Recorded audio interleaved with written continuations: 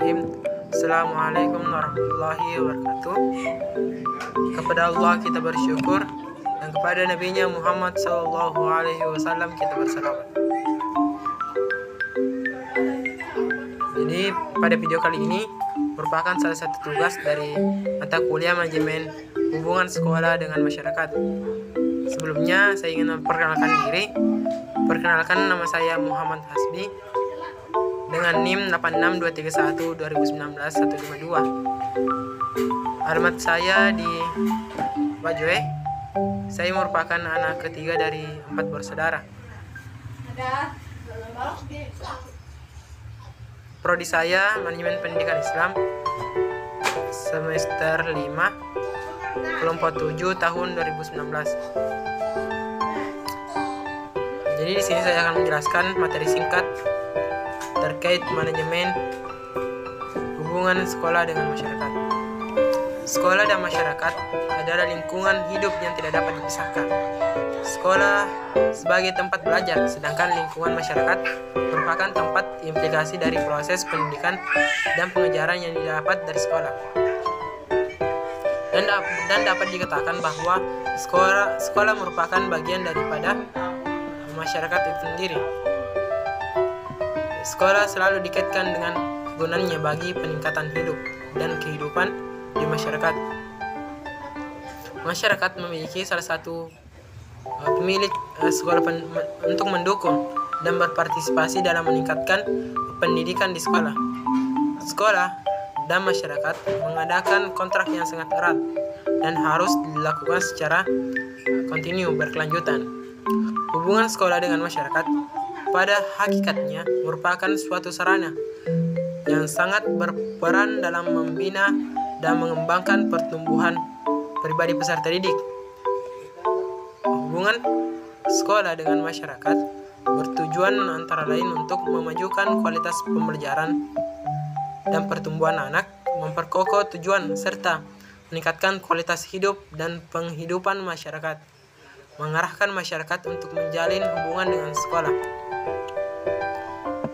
Manajemen hubungan sekolah dengan masyarakat dapat disimpulkan bahwa proses pengelolaan yang dilakukan oleh petugas humas itu sendiri berkait dengan hal komunikasi antar lembaga dengan pihak masyarakat, baik internal maupun eksternal, dengan menggunakan fungsi-fungsi manajemen untuk menciptakan hubungan yang harmonis.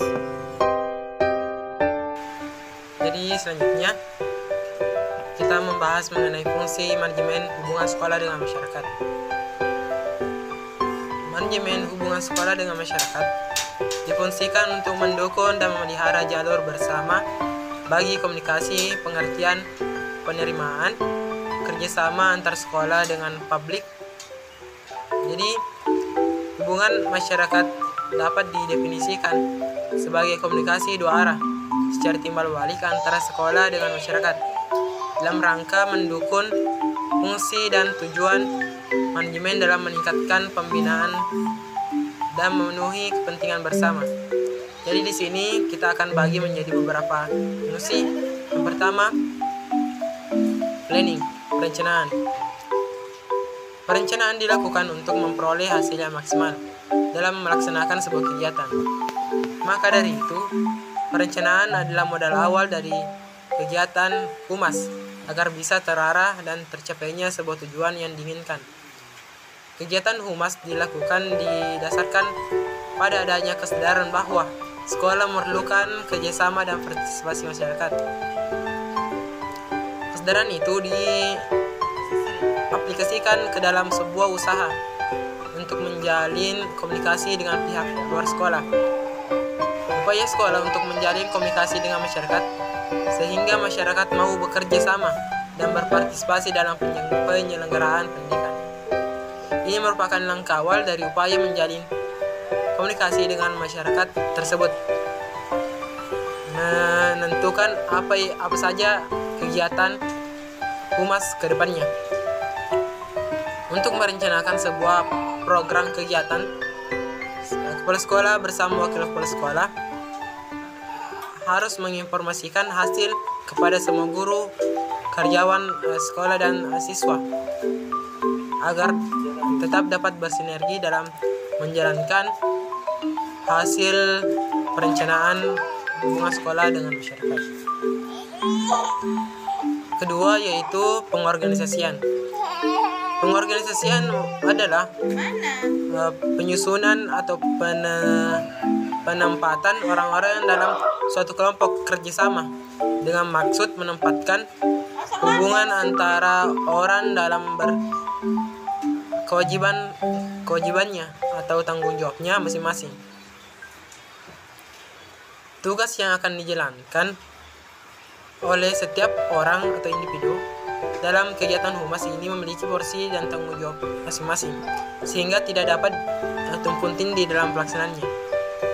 Kepala sekolah bertanggung jawab melaksanakan tugas pengorganisasian ini. Pengelolaan humas dapat dilaksanakan sebagai agen penghubung antara sekolah dengan masyarakat, sehingga nanti terjalin hubungan yang harmonis antar keduanya. Begitu juga wali kelas senantiasa membantu dalam bekerja sama dalam mengelola humas untuk secara bersama-sama menyelesaikan permasalahan yang dihadapi oleh murid. Selanjutnya yaitu pelaksanaan. Pelaksanaan manajemen humas adalah bagian terpenting dalam pengelolaan manajemen humas itu sendiri. Di sekolah, humas bertugas untuk memberikan pelayanan dan informasi, menyediakan sarana dan prasarana yang memadai, berpenampilan yang islami, yang terlaksana dalam kegiatan sehari-hari dan lain sebagainya. Program humas yang dilaksanakan oleh lembaga pendidikan sekolah itu ada bermacam-macam teknik. Nantinya akan dibahas selanjutnya. Selanjutnya yaitu fungsi kontrolin, pengawasan.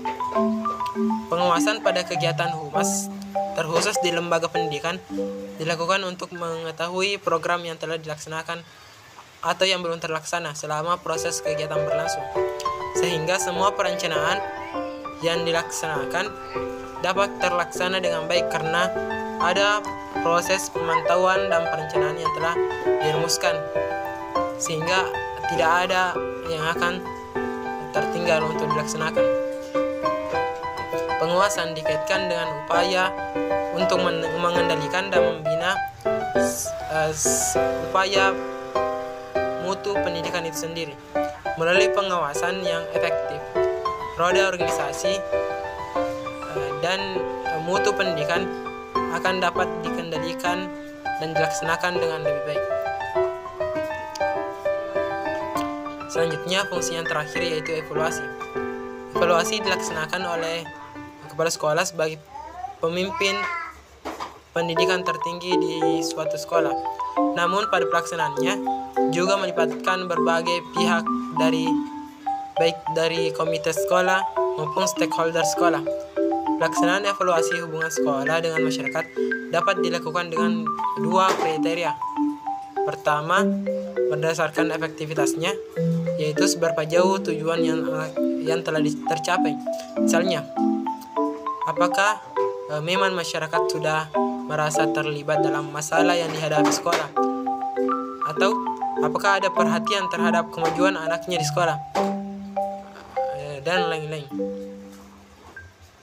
Lalu kedua yaitu faktor efisiensinya, yaitu sampai seberapa jauh sumber yang ada atau potensial yang telah digunakan oleh sekolah baik untuk kepentingan kegiatan hubungan masyarakat sendiri. Baik, poin selanjutnya yang akan kita bahas mengenai sekolah dan konteks sosio-kultural. Sekolah merupakan bagian dari integrasi dari suatu masyarakat yang berhadapan dengan kondisi nyata yang terdapat dalam masyarakat, dan pada masa sekarang dan sekolah juga merupakan alat untuk mencapai pendidikan yang bermutu dan memenuhi standar nasional pendidikan. Sedangkan sosiokultural merupakan gagasan-gagasan, kebiasaan, keterampilan seni, dan alat yang memberi ciri pada sekelompok orang tertentu pada waktu tertentu. Dengan adanya sekolah, diharapkan manusia atau peserta didik dapat berkembang sepanjang hidupnya. Masa sekolah bukanlah satu-satunya masa bagi setiap orang untuk belajar. Namun disadari bahwa sekolah merupakan tempat yang sangat strategis bagi pemerintah dan masyarakat untuk membina generasi muda dalam menghadapi masa mudanya. Maka dari itu, mereka mempunyai anggapan bahwa ketika didirikan sekolah, rakyat Indonesia menjadi terdidik, bisa menulis, membaca, bahkan menghitung. Sehingga ditunggu partisipasi masyarakat terbentuk atas kerjasama yang baik antara pihak sekolah, termasuk kepada kepala sekolah dengan komite sekolah, dukungan masyarakat terhadap peningkatan mutu pendidikan sekolah, melibatkan peran serta tokoh-tokoh masyarakat, tokoh-tokoh agama, dunia usaha maupun industri yang ada di sekitar sekolah itu sendiri. Masyarakat berpartisipasi dalam bentuk sukarela, pengambilan keputusan, tenaga pemikiran hingga pembiayaan. Hubungan antara masyarakat terhadap pendidikan akan memberikan kontribusi yang lebih baik terhadap pengembangan pendidikan sehingga meningkatkan kualitas pendidikan. Jadi fungsi sosialisasi dalam keluarga selain untuk mendidik anak mulai dari awal sampai pertumbuhan anak hingga terbentuknya personalitinya, anak-anak itu lahir tanpa bekal sosial. Agar si anak dapat berpartisipasi maka harus disosialisasikan oleh orang tuanya tentang nilai-nilai yang ada di dalam masyarakat. Jadi dengan kata lain, anak-anak harus belajar norma-norma mengenai apa senyatanya yang harus dilakukan dan norma-norma yang tidak layak dilakukan dalam masyarakat. Berdasarkan hal ini, maka peserta didik harus memperoleh standar tentang nilai apa yang dibolehkan dan apa yang tidak diperbolehkan, apa yang baik dan apa yang tidak baik. Mereka harus dapat berkomunikasi dengan anggota masyarakat lainnya dengan menguasai sarana-sarana yang ada. Tujuan sosialisasi di dalam keluarga yakni sebagai latihan penguasaan diri, penanaman nilai-nilai agar dapat mempelajari peranan sosial yang sesuai dengan gambaran tentang dirinya. Maka dari itu sekolah sangat berperan penting penting juga dalam proses sosialisasi tersebut.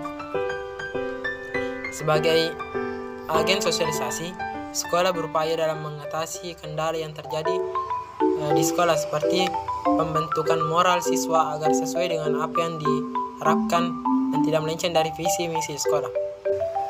Lanjut mengenai masyarakat dan pendidikan. Pendidikan merupakan bagian yang tidak bisa dipisahkan dari masyarakat. Masyarakat dan pendidikan memiliki hubungan yang sangat kuat. Berdasarkan praktiknya, lebih jelasnya menggambarkan corak dan ciri-ciri masyarakat yang akan berkembang di masa sekarang dan masa yang akan datang. Pertama, terjadinya teknologisasi kehidupan sebagai akibat adanya loncatan revolusi di bidang ilmu pengetahuan dan teknologi.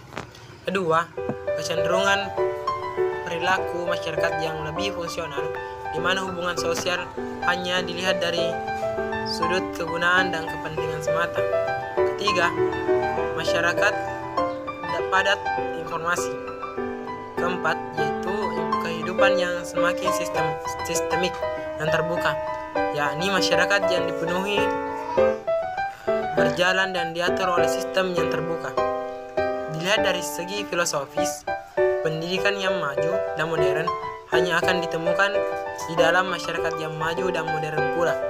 Sebaliknya, masyarakat yang kurang memperhatikan pembinaan pendidikan akan tetap terbelakang, tidak hanya dari segi intelektual saja, tapi juga dari segi sosiokultural. Begitu pula jika penyelenggaraan dan sistem pendidikan di dalam masyarakat bersifat pasif dan konservatif, maka masyarakat yang dihasilkan akan kurang produktif dan kreatif. Secara sosiologis, sistem sekolah merupakan cara strategis sebagai mekanisme alokasi posisional, yakni bahwa sistem sekolah mendapat mandat dari masyarakat untuk menyalurkan anggotanya ke dalam posisi-posisi tertentu. Sedangkan dalam perspektif pedagogis, pendidikan merupakan media efektif dalam upaya transformasi sosial dan pewarisan nilai-nilai luhur kepada peserta didik. Selanjutnya mengenai teknik hubungan sekolah dengan masyarakat. Ada sejumlah teknik yang dikiranya dapat diterapkan oleh lembaga sekolah. Teknik-teknik tersebut dapat dikelompokkan menjadi 4, yaitu pertama teknik tertulis, teknik tulisan, teknik peragaan, dan teknik elektronik. Pertama kita masuk kepada teknik tertulis. Hubungan antar sekolah dan masyarakat dapat dilakukan secara tertulis.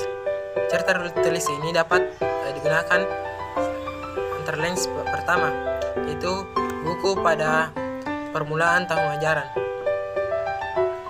Buku pada permulaan tahun ajaran baru ini diisi dengan menjelaskan tata tertib, syarat-syarat masuk, hingga hari-hari libur dan hari-hari efektif.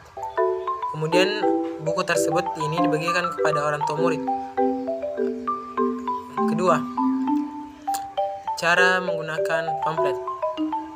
Pamflet merupakan selembaran yang biasanya berisi tentang sejarah lembaga pendidikan tersebut, staf pengajar, fasilitas yang tersedia, kegiatan belajar, dan hal-hal yang perlu dimasukkan dalam pamflet tersebut. Pamflet ini selain dibagikan kepada wali kelas atau wali muridnya, bisa juga disebarkan kepada masyarakat umum. Selain itu, untuk menumbuhkan pengertian masyarakat juga sekaligus untuk promosi lembaga. Ketiga, yaitu berita kegiatan murid. Berita ini dapat dibuat sederhana mungkin pada selembaran kertas yang berisi tentang informasi singkat mengenai kegiatan-kegiatan yang dilakukan oleh sekolah itu sendiri. Dengan membacanya, orang tua murid mengetahui apa yang terjadi di lembaga pendidikan tersebut, khususnya kegiatan yang dilakukan oleh peserta didik. Teknik kedua yaitu teknik lisan. Teknik lisan ini mungkin bisa dibagi ke beberapa cara. Pertama yaitu kunjungan rumah. Dalam rangka mengadakan hubungan dengan masyarakat, pihak sekolah dapat mengadakan kunjungan ke rumah wali murid, warga maupun tokoh masyarakat. Melalui kegiatan tersebut, guru akan mengetahui masalah anak di rumahnya. Apabila setiap anak diketahui masalahnya secara total, maka program pendidikan akan lebih mudah direncanakan agar dapat disesuaikan dengan minatnya masing-masing. Kedua, yaitu mengundang orang tua ke sekolah. Selain mengadakan kunjungan ke rumah, pihak sekolah sesekali juga mengundang orang tua murid datang ke sekolah. Setelah datang, mereka diberikan penjelasan tentang perkembangan pendidikan di lembaga sekolah tersebut. Mereka juga diberikan penjelasan khusus tentang perkembangan pendidikan anaknya. Kedua yaitu pertemuan. Dengan teknik ini berarti sekolah mengundang masyarakat dalam acara pertemuan khusus untuk membicarakan masalah atau hambatan yang dihadapi oleh sekolahnya. Pertemuan ini sebaiknya diadakan pada waktu tertentu dan dapat dihadiri oleh semua pihak yang diundang. Sebelum pertemuan dimulainya acara disusun terlebih dahulu. Oleh karena itu, setiap akan mengadakan pertemuan sebaiknya dibentuk yang namanya panitia penyelenggara pertemuan tersebut. Terus teknik yang ketiga yaitu teknik peragaan. Hubungan sekolah dengan masyarakat dapat dilakukan dengan cara mengundang masyarakat untuk melihat peragaan yang diselenggarakan oleh sekolah. Peragaan yang diselenggarakan oleh sekolah biasanya berupa pameran keberhasilan murid ataukah penampilan bakat dan minat daripada murid-muridnya. Lalu, teknik yang terakhir yaitu teknik elektronik. Seiring dengan perkembangan teknologi, maka dalam mengakrabkan sekolah dengan orang tua murid dan berbagai masyarakat, pihak sekolah dapat menggunakan sarana elektronik, misalnya telepon, televisi, radio, sekaligus hal-hal yang dapat memberikan berita kepada masyarakat umum, dan bisa juga dijadikan sebagai sarana untuk promosi sekolah, promosi pendidikan. Mungkin hanya itu dari saya. Mengakhiri penjelasan ini, saya ucapkan Allahumma biqila komitarik. Wassalamualaikum warahmatullahi wabarakatuh.